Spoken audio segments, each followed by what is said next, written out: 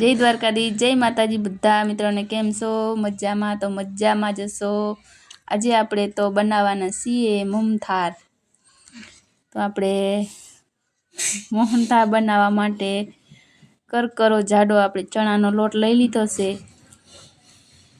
મોહનભાઈને કુટેડી નાખ્યા છે. એનો લોટ બનાવી અને આપણે મોહનથાળ બનાવવાનો છે. તો વિડીયોમાં જોડાઈ રહેજો બધાય. બોલાય આપણે મોણ દેવાનું છે દૂધ અને ઘીનું. તો આપણે થોડું થોડું ગરમ કરેલું દૂધ લઈ લીધું છે. गुनगुना हुआ मिल्क ले लिया है हमने। मुझे इंग्लिश तो बहुत आती है लेकिन मैं किसी को बताती नहीं।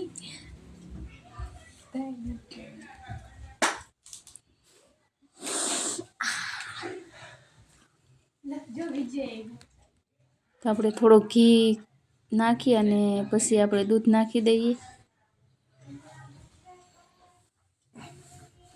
2-3 ચમચી જેટલું આપણે ઘી લેવાનું છે.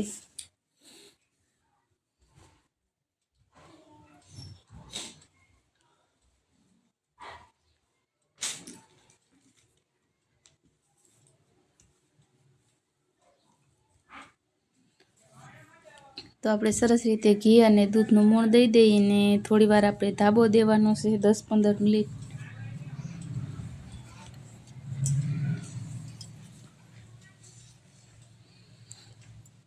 સરસ રીતે મિક્સ કરી અને બધામાં મૂણ ભરી જાય ત્યાં સુધી આપણે હાથેથી સરસ મિક્સ કરવાનું છે.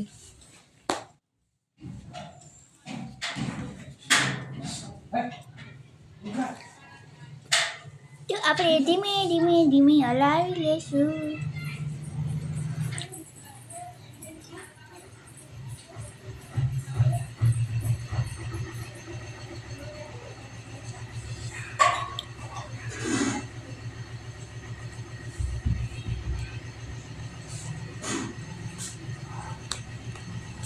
તો થોડુંક આપણે વધારે દૂધ ઓછું લાગે તો થોડુંક વધારે નાખી લેવાનું.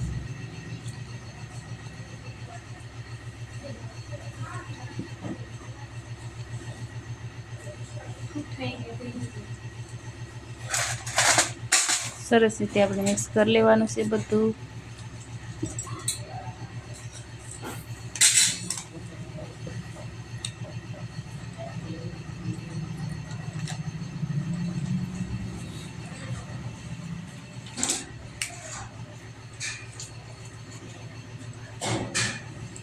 તો હવે આપણે સરખું બધો લોટ કરી અને એકદમ હથેળીથી આપણે દબાવી દેવાનું છે હાથેથી. ધાબો દેવા માટે આપણે આવી રીતે દબાવી અને 15 મિનિટ સુધી રાખવાનો છે.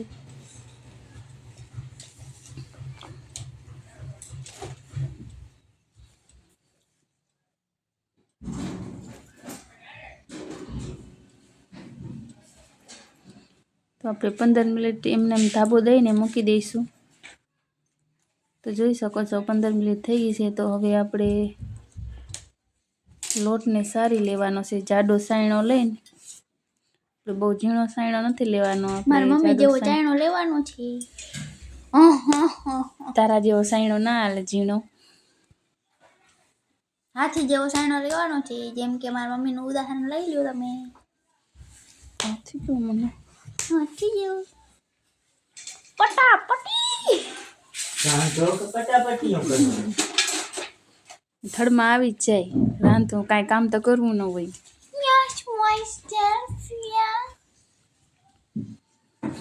આપણે આવી રીતે બધો લોટ સારી લઈશું.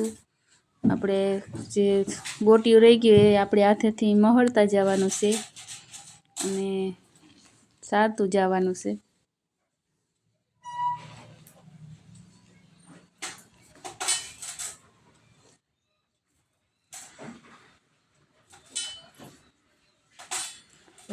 તો સરસ રીતે આપણો લોટ સરાઈ ગયો છે.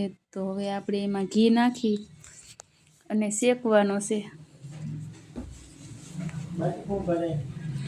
આપણે ઘી ગરમ કરીને રાખ્યું હતું. આપણે પહેલાં ઘી ગરમ કરી લેવાનું. શિયાળો છે એટલે જામી ગયેલું હોય એટલે આપણે ઘી પહેલાં તો ગરમ કરી લેવાનું અને પછી બધો લોટ નાખતું જવાનું અને લોટ મિક્સ કરતું જવાનું. ગેસમાંથી આપણે પછી મૂકશું, કારણ કે થોડું થોડું આપણે પહેલાં મિક્સ કરી લઈએ તો તરીએ બરે નહીં. નકર આપણે કડાઈ મૂકી અને પછી તો હવે આપણો લોટ મિક્સ થઈ ગયો છે. ગેસ ચાલુ કરીને આપણે શેકવા માટે મૂકી દઈએ. અને જો ઘી આપણે ઓછું લાગે તો થોડું થોડું નાખતા જઈએ તો કંઈ વાંધો ના આવે.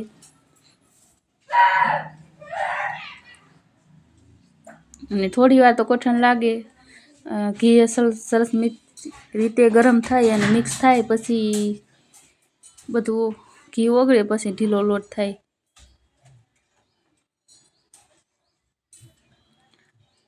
અને ઓછું લાગે તો આપણે ઉપરથી પણ નાખી શકીએ.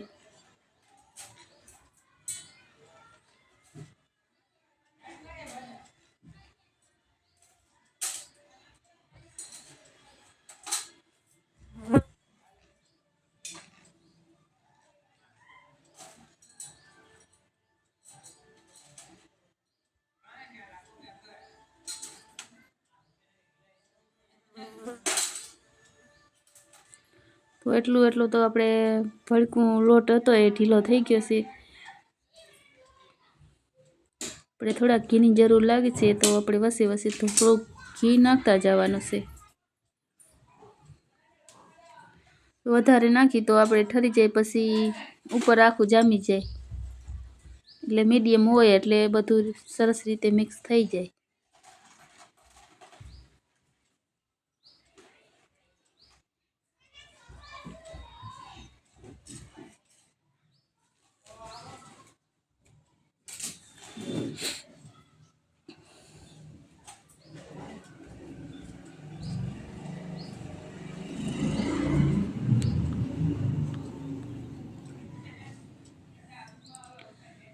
તો આપણે બદામી કલર જ્યાં સુધી ના થાય ત્યાં સુધી આપણે લોટ શેકવાનો છે.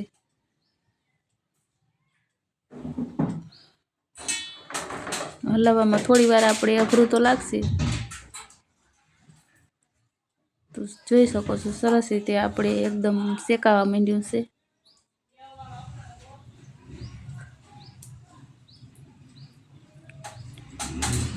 એકદમ આપણે ગોલ્ડન બ્રાઉન થઈ જાય ત્યાં સુધી શેકવાનો છે આપણે લોટ.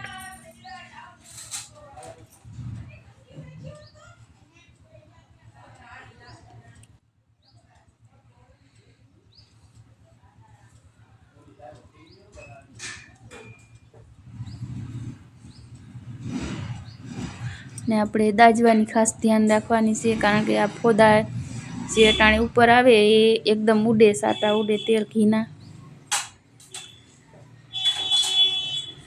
તો જોઈ શકો છો આપણો સરસ કલર આવી ગયો છે ગોલ્ડન બ્રાઉન.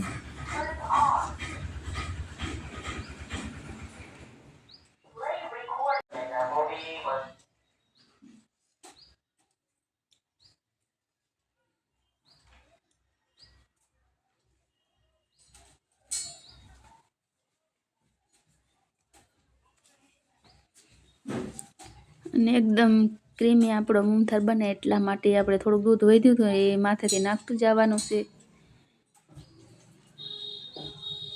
આપણો લોટ સરસ રીતે પાકી જાય, આમ ગોલ્ડન બ્રાઉન થઈ જાય ને ત્યારે આપણે દૂધ નાખવાનું છે. અને પછી જ્યાં સુધી આપણું એ દૂધ ટાંકવું બળી ન જાય ત્યાં સુધી હલાવવાનું છે. ગેસ આપણે ધીમો કરી નાખવાનો છે, કારણ કે ઉડે બહુ એટલે ધ્યાન રાખવી પડે.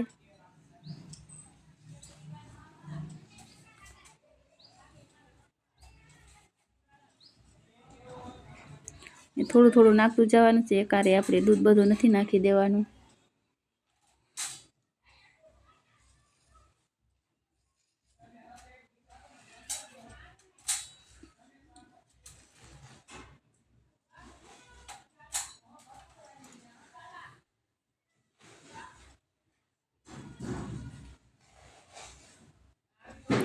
અને દૂધ નાખતી વખતે ખાસ ધ્યાન રાખવાનું, એકદમ હલાવતું રહેવાનું છે, નકર આપણે જે લોટ છે દૂધ નાખવાથી તરિયામાં બેસી જાય એટલા માટે બળી જાય.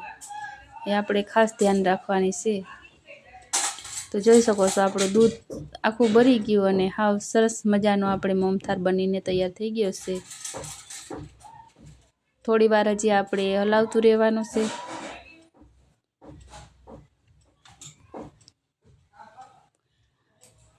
અને આ રીતે આપણે મોહનથાળ બનાવી એકદમ સરસ ક્રીમી બને છે, જેવો થાબડી પેંડા હોય ને એવો લાગે.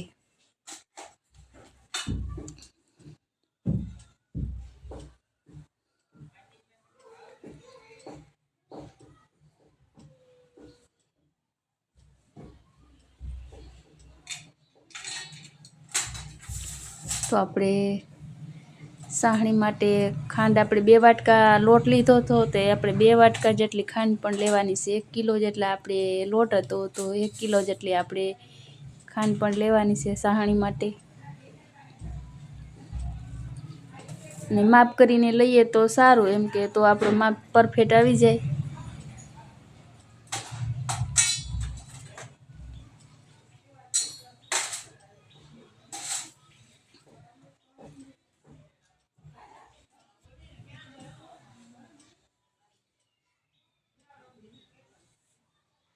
અને પાણી આપણે ખાંડ ખાલી થોડી થોડી ભીંજાય એટલું જ પાણી નાખવાનું છે, આપણે વધારે પાણી નથી નાખવાનું.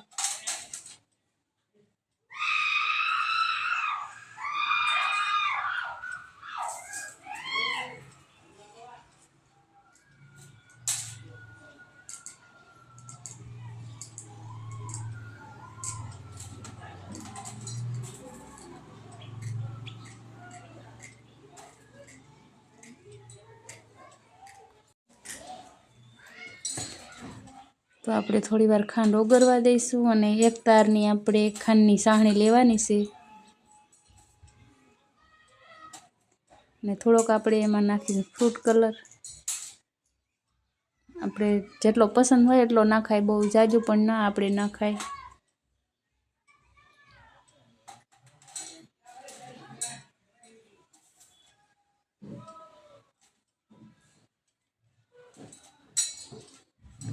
તો આપણી સાહણી બનીને તૈયાર થઈ ગઈ છે. તો આપણે આવી રીતે ચેક કરી લેવાનું કે એક તાર થાય એટલે આપણી સાહણી પરફેક્ટ તૈયાર થઈ ગઈ છે.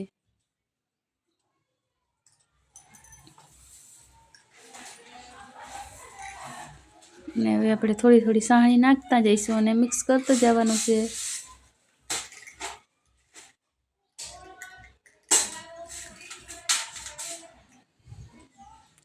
ને થોડોક આપણે ફ્રૂટ કલર નાખી દઈએ.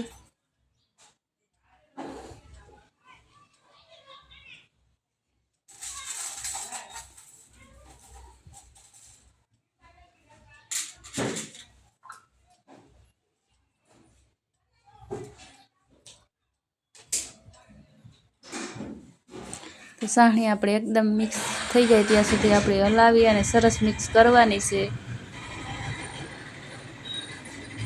ને આપણે થોડી થોડી નાખતી જવાનું છે, એક જ તારી આપણે બધી સાહણી નથી નાખી દેવાની.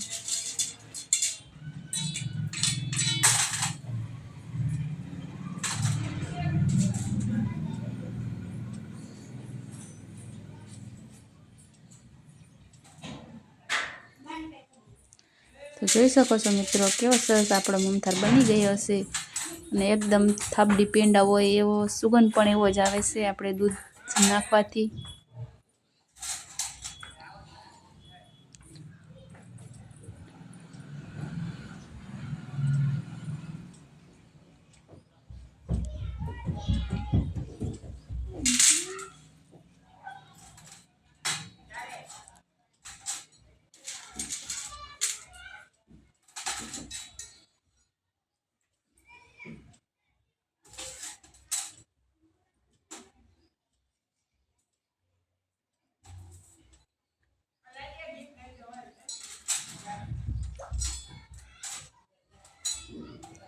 હવે આપણે મિક્સ થઈ ગયું છે એટલે સરસ રીતે આપણે થાળીમાં તેલ લગાડી અને પાથરી દઈશું.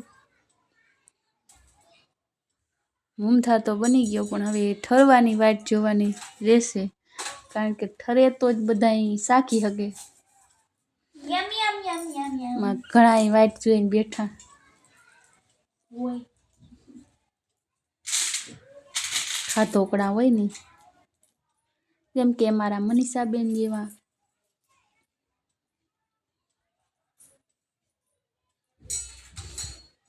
આગળ બોલો તો ખાધોકડા.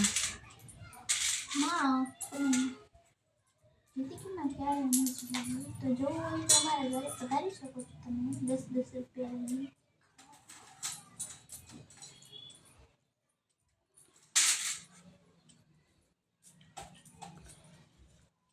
આપણે થાળીમાં સરસ રીતે પાથરી દઈએ અને માથે નાખી દેવાના છે આપણે ખસખસના બી.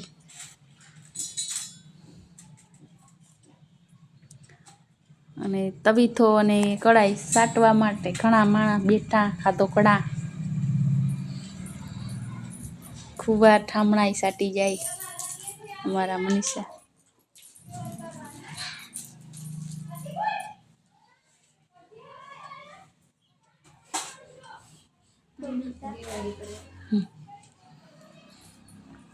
સંક્રાંત હેપી મકર સંક્રાંત. હેપી મકર સંક્રાંત.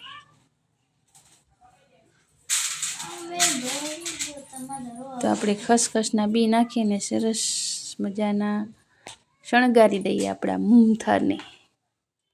મમ્મીને બોલતા બોલતા પણ પાણી આવે છે. પાણી તો આવે જ ને, આવે મીઠાઈ જેવું પાણી કોને ન આવે. મને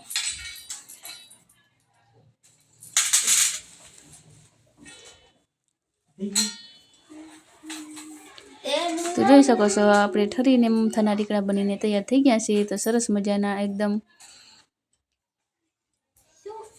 સોફ્ટ ક્રીમી આપણો મૂંગથાળ બનીને તૈયાર થઈ ગયો છે.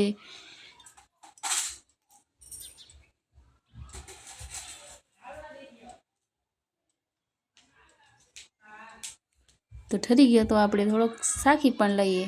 તો બહુ મસ્ત બન્યો છે આપણો મૂંગથાળ. રેસીપી ગમી હોય તો લાઈક શેર અને અમારા ચેનલમાં નવા હોય તો સબસ્ક્રાઈબ જરૂર કરી દેજો. બેલ આઇકનનું બટન દબાવવાનું ભૂલતા નહીં મારા મિત્રો. તો ત્યાં સુધી બધાને જય દ્વારકાધીશ, જય માતાજી, આવજો.